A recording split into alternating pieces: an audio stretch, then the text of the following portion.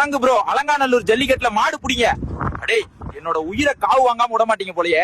சரி வாங்க, புடிச்சிட்டா போச்சு.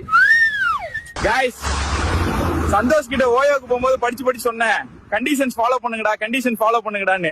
யாரும் கேட்கல. இப்ப என்ன ஆச்சுன்னு பாத்தீங்கன்னா, சந்தோஷோட ஆளு சந்தியா 3 மாசம் முழுகாம இருக்கா. ஆண் குழந்தையா இருந்தா ஜெயக்கடான்னு பெயர் வைக்க போறோம்.